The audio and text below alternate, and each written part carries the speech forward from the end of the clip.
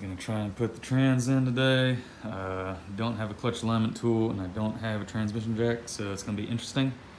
But I'm gonna give it a try and just see if I can get it. If not, we'll go to plan B, which would probably be the right plan. So the plan is to eyeball this clutch alignment. So I'm just gonna do the best I can and hope that I can jam this transmission in here.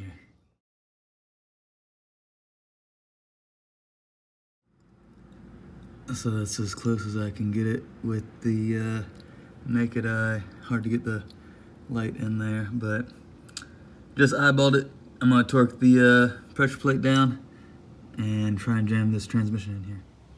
I did get a new throwout bearing because the last one was sounding real crunchy.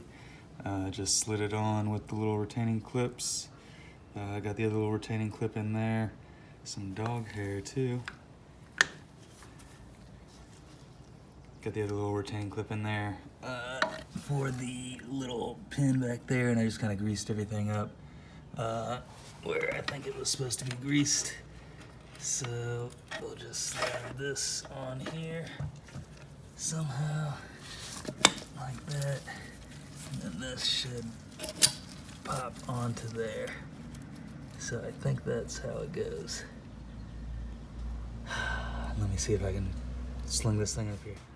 Okay, the plan is to take the transmission, slide it into the car, shifter still on, right into there through the wheel well, slide it into the trans tunnel. I'm gonna get in there, lay down on my back, pull the trans up onto my knees, lift it with my knees and my hands, and then try and slide it into the engine. I've done it once before, but I guess you'll know if it works or not in the next clip. Didn't work, so got a clutch alignment tool. I don't know if you can tell by the video, but I was not aligned, so I'm gonna pull this clutch, loosen this pressure plate up, and retorque it with the alignment tool in there. Definitely looking a lot better now. Well, I was gonna say it goes in smoothly, but it goes in all the way now, so there is a little bit of movement around, so I'm just gonna try and center it and then torque it back down.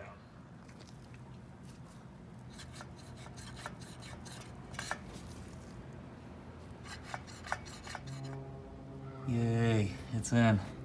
It did take the clutch alignment tool and this old janky little platform transmission jack lift attachment to this Harbor Freight, or cheapest thing you could buy, but it's in. This is the another little plate goes in here, and it goes, I believe, between the pan and the other plate. So I believe this is the first plate, this half plate, and it just slides up there. So I'm gonna put in this bracket on this side. So we did get this bracket on. I think those are 14mm bolts. The bolts that went into the block were slightly shorter than the bolts that went into the transmission bell housing there. But I did get that in, it's all torqued. Also got the slave cylinder in for the clutch. We also put the starter in. There's a nut